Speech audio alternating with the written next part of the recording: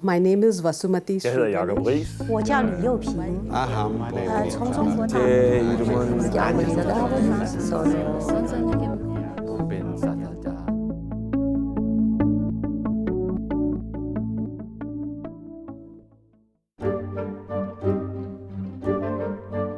And Ian phoned me and said, come look at this building in Middle Way. So we came to look at the building, and Ian said, this is what we need for the Cochrane Centre, but they haven't actually given me enough money for rent. But at the regional level, we had a budget. After all, who knew whether it was going to last? It might have all come to a grinding halt at the end of the 3 years funding that I was given. It was only 3 years. I actually asked for 5 years with a review after 3, and they said you can have 3 years with a review after 20 months.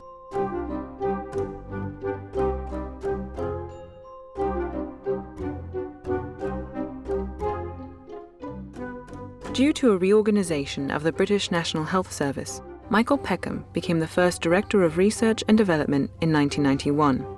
Encouraged by the reception given to the systematic reviews of interventions during pregnancy and childbirth, he became interested in evidence from systematic reviews of randomised controlled trials in all areas of healthcare. I'm very, very grateful to what was then called the NHS National Health Service Research and Development Programme for actually trusting with us that we would make good use of the resource that they made available to us and give us a chance to show that we could actually do something with it. I have taught Ian some very important things, like all civil servants need our help and some need a lot of our help, that's all, Ian. And you've got to wear a tie when you go to the Department of Health. With the support of the National Health Service and other funders, the Cochrane Collaboration grew quickly. However, the early years came with both achievement and struggle. Cindy Farquhar was on the steering group in 1996 and 1997. At one point, I think we only had £5,000 in the kitty. And we were trying to, encourage people to get involved. And then we got a major biomed grant to go to the next stage, and it got a little bit easier. But we weren't selling licenses then because there was very little to sell. I guess people involved in it who were putting a lot of time and effort in may have also thought, are we really going to make this work? Because there's an inevitable lead time between putting all the effort in and getting the product out, years in some cases. People had great courage, I think, to keep on going. The chair of the steering group while I was on it was Cochrane. He was just extremely good at, keeping us focused. In the early days, it was decided, I think correctly, that we shouldn't just get started and do reviews, that we needed a framework, a methodology for doing that. Andy Oxman, for example, was superb in organising the thinking about what should be the characteristics of a Cochrane review. He wrote the first handbook for reviewers. Chris Szilagyi was his guinea pig using the software to actually construct the review. It was actually on nicotine replacement therapy for helping people to stop smoking. Because of Ian, we had people who came to work in Oxford. Doug Altman, for example. Dave Sackett was one of the great recruits. David Sackett, the person who started evidence-based medicine, was very supportive and very active in the early years of the Cochrane Collaboration. What was striking for me as a young scientist is the loose way, the informal way, the way in which you were welcomed into the group. As long as you were happy to contribute and make good contributions, there were no hierarchical barriers or anything. You were treated absolutely as an equal. And I've been on quite a few groups, committees, where as a patient, you were not treated as an equal. And Cochrane welcomed you as a complete equal. And anything you said was never dismissed. De hecho, cuando empecé a trabajar o a vincularme a la colaboración Cochrane, algunas personas me dijeron, mire, ¿cómo va a trabajar gratis para una organización británica? ¿Lo van a explotar? Yo nunca vi eso y la verdad ha sido muy interesante para mí ver que las personas que me hicieron ese tipo de comentarios hoy en día han cambiado su posición y son personas que han terminado vinculadas a la colaboración. I first attended the second colloquium, which was in Hamilton in Canada, Yeah, it was a funny mixture of hard-headed science and kind of old-time revival meeting in that, you know, a lot of people were really kind of caught up in the concept. It veered wildly in the direction of cult for a while, but it corrected. Ian was described in Sunday newspapers as being the leader of an obstetric Baader-Meinhof gang.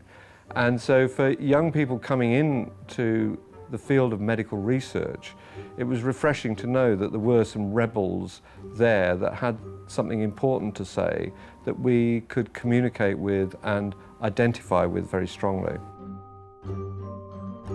The Cochrane Collaboration played an important role in the development of evidence-based medicine in the 1990s, an innovation that provoked controversy. There's a Lancet editorial very hostile to who these people in Oxford think they are. I remember I was driving to Wickham one night to a meeting at the British Medical Association. This house deplores evidence-based medicine. And on the front page of the Times newspaper, there was an article saying something like doctors are killing patients with out-of-date medical treatments. Ian Chalmers, he said in the House of Lords that doctors were not taking any notice of real evidence, and as evidenced by the latest edition of the Oxford textbook, they were completely out of date, and therefore thousands of lives were being lost. We got pounded by the press. The idea of doing systematic reviews rather than writing textbooks was very challenging to some people. We agreed that textbooks are out of date by the time they're published, but we made, I think, a fairly strong case that you do need a general textbook in this world of super specialization. The textbook was a basis for them getting into the literature, but that they must keep up with the current literature. What I do remember is that when David Sackett came to Oxford to promote evidence-based medicine, the way in which he presented it, which was a very vigorous and challenging way, was felt by a lot of local doctors to be almost insulting to them.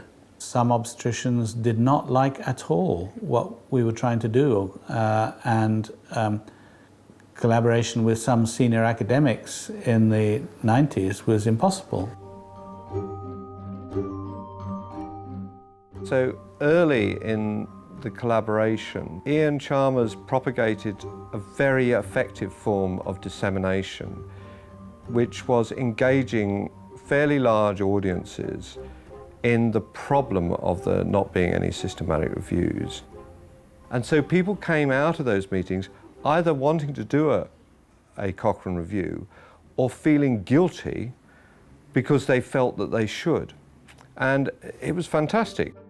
I remember Dave Sackett, when he came to the end of his tenure, he said in the initial phases, Cochrane's like building the airplane as it was taxiing to the runway.